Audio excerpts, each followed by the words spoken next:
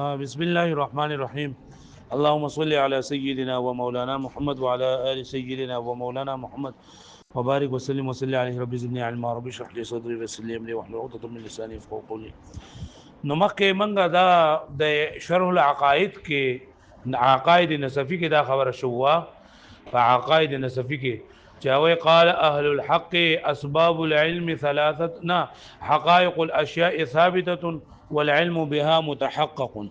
دا له شو کنه نو هغه ګور لاول موږ شروع کړو اهل حق څه ته وي، بیا حق څه ته وي، باطل څه ته وي، صدق او په حق څه خبره اتر ویندا کړی. بیا موږ ولکه حقیقت او ماهیت او دوه یو شی د فرق پکې شته. حقیقت څه ته وي، ماهیت څه ته وي، هویت څه ته وي، دا ویل شو. بیا موږ دا غینه بعد دا ویل کنه چې لکه ثابتتون او دا چې سرته لګي حقیقت دا غمانه بیان برابرېږي ځکه موضوع معمول یو راځي نو هغه خبره شو. بیا ول علم بها کې من خبر کړه الافلام کې په علم کې او متحقق کې چې دې کنه نو سوف استوي سره خبره اترو شولا. وس دغه عقاید نصفی بلټه کې وای اسباب العلم ثلاثه. نو د شری چې قال اهل الحق حقائق الاشياء ثابته والعلم بها متحقق واسباب العلم ثلاثه العقل والحواس. دغه بیا راځي ان شاء الله. نو دلګي اسباب العلم دا ټکی وي چې اسباب العلم ثلاثه. علم څه ته وي؟ نو دا علم په تعریف کې دوا تعریفونه دی مصنف رحمت الله علیه ذکر کړي. ما دا فکر ده غاندې فکر یو ما تريد یو تعریف ذکر کړی دی او یو چې نه دا بعض اشاعره او تعریف ذکر کړی. د مصنف رحمت الله علیه باندې چونکه دا وهم صحیح اول هم تل صحیح دی ولکه په اول کې یو قید ولګی کنه نبی الله دوانو ته عام کی. نو تعریف آسان داره ما تو وګورئ هو صفه يتجلى بها المذكور لمن قامت هي به. هو صفه يتجلى بها المذكور لمن قامت هي به. صفه يتجلى بها المذكور لمن قامت هي به. دا علم تعریف سره هو صفه الګ دې پر څه لیکل په دې کتاب کې اوس په وایو هو صفه يتجلى بها المذكور لمن قامت هي به. دا څه تعریف ته؟ دا علم تعریف ته. تاسو کتاب ته وګورئ کتاب کو وایزا هو صفه يتجلى بها المذكور لمن قامت هي به. وې دا علم دا هغه صفت ته. علم دا هغه صفت ته يتجلى چخکار کیږي واضح کیږي د دې په ذریعه سره المذکور دا ذکر کړی شوی سي لمن قامت هي به د هغه چا لپاره یا چا تر دا قائم شوی دی. زمونږ یو سیز د علم څه ته ویل کېږي؟ علم دا صفت ته ویل کېږي چې کله د انسان په ذهن کې یو سیز راشي نو د انسان په ذهن کې یو سیز د ظاهر چې کنه گویا کې چې په خپل سترګو باندې هغه اینی مالکه کرسی. نو د کرسی نوم چې کله تا واورېدو او دا ذکر شو کنه کرسی ذکر کړل شو نو ستا په ذهن کې گویا کې د کرسی هغه تصویر دې سره راځي چې دا کرسی ستامه کې تشوي ولې لیدله پوه شئ. نو سویم د قبر عذاب ته لیدل نه لیدل نو سبا دین کې دغه خیال نه راځي دا بلکې څنګه به وایي به باندې د دې د علم وای اوس یو ستا دا لکه دای په باره کې علم نشته ده. لکه زه ملکه یو دوټه کې دي یو ته دور ویل کېږي یو ته تسلسل ویل کېږي. نو ستا دور او تسلسل ستا په ذهن کې نه راځي چې کله تا وره ذکر کړل شو لیکن ستا په ذهن کې لای تعریفات نه راځي. ها تاسو ټول لکه منګه الحمدلله په دې ویډیو غانې په دې کې لکه منګه مکه مکرمه دل ده کنه بیت الله شریف منګ لیدل لري کنه. ها یو سړی والا کوي ز بیت الله شریف ته ځم نو کته بیت الله شریف پیژنې نو ستا په دې کې بخاکر شي چې لکه دې به کور به یو تور وغیرہ په تاسو خلک به تاویږي وایي به باندې. نو وصفه يتجلى معنی چې ښکار کیږي دا واضح کیږي په دې سره المذکور ذکر کړل شوی سي لمن قامت هي به د چا لپاره چې دا قائم وي الګه پوه شو به باندې صفه يتجلى بها المذکور لمن قامت هي به. دوه سوي دي يتجلى سمانه ده نو دا په خپل ارته کوم کنه اي يتزه چې واضح کیږي ويظهر ما يذكر او ظاهري هغه چې کوم څه کړل شي ذکر کړل شي. نو دا تاسو د علم تعریف یې زکو لګانو ها دا علم تعریف یې زکو څه ویل کېږي؟ وصفه يتجلى بها المذكور لمن قامت هي به. وس دا کنه چې علم دا هغه صفت چې یو سیز استا په ذهن کې راشي نو دلته کې تا دا مذکور ټکی استعمال کو نو تا شی ولې استعمال نکو دسی دی ولنه ما ته ګورې کنه بګی یاره ما ته بګی ګورې چې علم دا هغه صفت ته چې کله ظاهري کې دای سره په هغه کله چې زموږ په ذهن کې راشي یعنی یو شی زموږ ذهن راشي کنه یو شی نو دې مذکور په دې باندې شی ولې ذکر نکو نو الله کې د شی په اړه کې موږ اختلاف ویلو کنه د اشاعره د دې اطلاق په شی باندې کې په هغه شی باندې کوم چې موجود وي او معتزله په هغه شی باندې کې چې موجود او په هغه شی باندې کې چې په معدوم باندې کې کړه واښوي نو دا اشاعره باندې موجود سیس ته شی ویل دا حقیقي معنی ده او معدوم ته شی ویل مجازي معنی ده وایي به معنی مذکور ته موجود شی ته شی ویل څه معنی ده او چې یو سیس معدومي هغه باندې شی اطلاق ده سره مجازي ده او په تعریف کې مجازي ټکی نه استعمالېږي په تعریف کې حقیقي ټکی استعمالېږي د دې وجنه د شی په ځای باندې مذکور ویل تعریف به زکو تعریف په تعریف کې موږ وایو چې د مذکور نه مراد شی دی نو شی دی ولې ذکر نه کو چې مذکور دی ذکر کو نو مذکور می ځکه ذکر کو چې شی معنی چې شی نه مراد عام دی کاغه معدوم یو کسوي موجود وي الګه پوه شو به معنی خلقا د معدوم ته شی ویل دا د دې مجازي معنی ده او په تعریف کې مجازي ټکی نه استعمالېږي په دې پوه شوي اوس دی وی کنه چې تا په تعریف وی کنه چې هو صفت يتجلى بها المذكور چې دا علم هغه صفت ته چې ښکار کیږي واضح کیږي په ذکر کړی شوی شي اوس با سنت چې نه ذکر کړی شوی وځي مالکه زما پر ذهن کې دا خبر علما ذکر کړی نه دا وځي م چې بهر د اکبر علي ملي څخه بسنګ گئی اوس دا خبره ما ذکر کړی نه او په ذهن کې مې راغله نو زما په ذهن کې اکبر علم څخه په باره کې ما سوچ کوم زما ذهن د اکبر علم څخه شکل لاغه صاحب ذهن کو څه چل کا فیضان مولوی صاحب کنه نه فیضان مولانا صاحب صورت ستا ذهن دراغه اگر چې دا ذکر کړه نه او په ذهن کې دراغه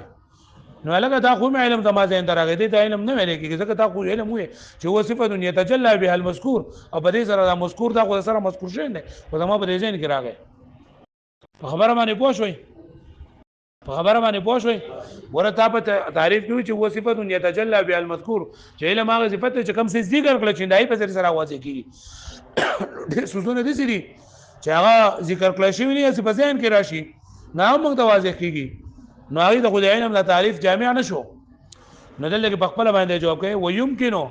او ممکن د ان يعبر عنه چې تعبیر کولای کېږي راغینا معدوما کان موجودا کان معدوما چې کو موجود یو که معدومی یعنی دا خبره عام ده چې راغینا تعبیر کولای کېږي نو د اکبر علم سره ذهن کې زماره ده و دین خدا تعبیر کولای شم کنه ویل خوشم اگر چې اوس ما خلق ونه ویل خوشي کنه هغه پوه شو به معنی اوس مکوي فيشمل ادراك الحواس وادراك العقل من التصورات والتصديقات اليقينيه وغير اليقينيه ودا تعریف درې علم عام ده ادراک حواس ته ادراک عقل ته او د ادراک عقل چې کوم قسمونه دي تصورات او تصدیقات ټول ترغلل نو ما ته تاسو فکر دی کنه فکر د کم څه علم چې موږ ته د حواس په ذریعه سره ولګي لکه د سترګو په ذریعه سره ما ته پته ولګي دا چې د دې مارکر د لپاسه سیګه سور دی لاندې سور دی په مینس کې سپین دی او لیکای په اودي شوی دا د حواس په ذریعه سره ما ته علم شو کنه د سترګو په ذریعه سره دې ته ویل کېږي ادراک حواس څور دی دما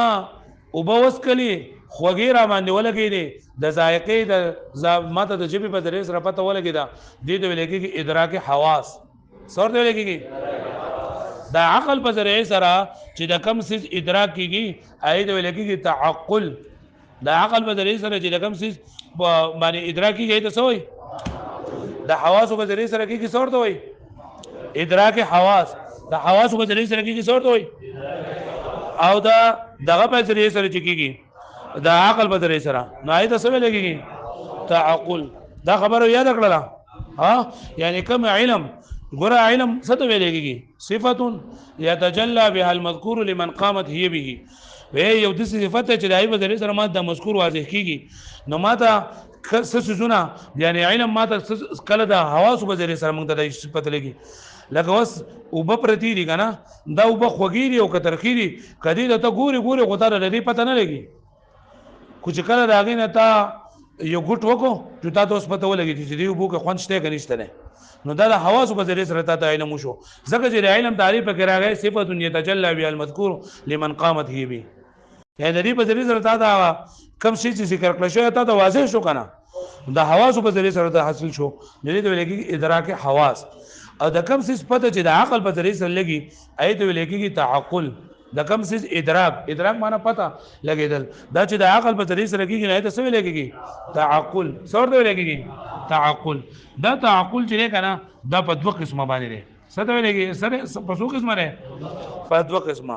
یو تعقل ته ویل کېږي تصور او بل ته ویل کېږي تصدیق تعقل په څو قسمه ده په دوه یو ته ویل کېږي تصور او بل ته تصدیق ویل کېږي تصور دې ته ویل کېږي تاسو په دې منطق په کتابونو کې ویل دي چې هغه د حکم نه خالی وي د حکم نسوي لکه یو څه مفردات وی لکه ته زید دی عمر دی بکر دی وهل دی ټکول دی خړل سکل دی دا تصورات دي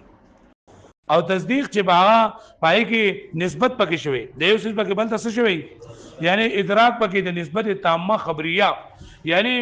چې پای کې نسبت تام شوی یعنی پای کې مکمل دا موضوع پکې هم وي او محمول پکې هم وي او دغه پکې هم وي دغه شاته مسند او مسند الیه او نسبت حکمیه دا ټول پکې موجود وي دې ته ویل کېږي تصدیق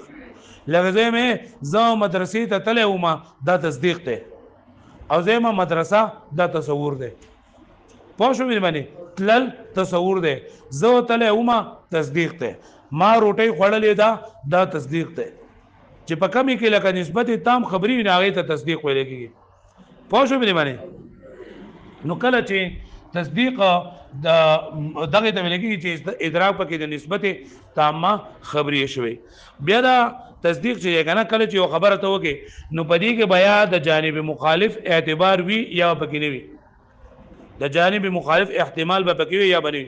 لکه مطلب زما د احسان الله قاضي صاحب مدرسې ته راغله لري کنه لري راغله نو تصدیق خدای کنه خو پدې کو د جانب مخالف احتمال وشته کنه نو کله به یو تصدیق پدې سي چې پدې کې بل جانب مخالف احتمال وي او کله به جانب مخالف احتمال به پکې کله جانب مخالف احتمال پکې وو کله جانب مخالف احتمال پکې وو جانب مخالف احتمال پکې وو نو بیا هغه ته ویل کېږي ځوان څورته وي ځوان څورته وي ځوان لکه ما ته د قاضي مثال کو یا لکه خلک ویل کوي سبا و باران کیږي کنه کیږي نو خلک زما ګومان دار چې کېږي شي باران وشي زما ګومان دار چې واور وشي زما ګومان دار چې کېږي شي انډیا حمله وکي پوهیږئ مې باندې نو دا سره ځوان دی او کچرتا د جانب مخالف احتمال پکې نو د جانب مخالف احتمال پکې نو هغه ته ویل کېږي جانب مخالف احتمال پکې نو احتمال نو ندی ته ویل کېږي اعتقاد څور ته ویل کېږي او دیم نمبر ته ویل کېږي جزم اعتقاد او څور ته ویل کېږي جزم لکه ته ویل کې اسلام چې دا دین حق دی اسلام یو حق دین دی یا زم نه د نور راخته لري نو په دې کې د جانب مخالف احتمال شته پکې چې نشته پکې نو دې څه ویل کېږي اعتقاد اعتقاد او څور ته ویل کېږي جزم دې نه پوښ وکړه تعقل څو قسمونه دي دوا تصور او بل تصدیق د تصدیق څو قسمونه دي دوا که څنګه چې لکه جانب مخالف احتمال پکې وو جزوان دي او که جانب مخالف احتمال پکې نه وو نو سره اعتقاد دا اعتقاد چې دی کنه دا به د دوه حل نه خالی نه وي دا اعتقاد یا به د نفس الامر مطابق وي د نفس الامر مخالف وي او یا به د نفس الامر مطابق وي د نفس الامر مطابق وي د نفس الامر مخالف وي لکه زما په دې خبره باندې یقین دی چې لکه قاضي صاحب مدرسې ته راغلی مثال قاضي صاحب مدرسې ته راغلی او دا د نفس الامر خلاف وي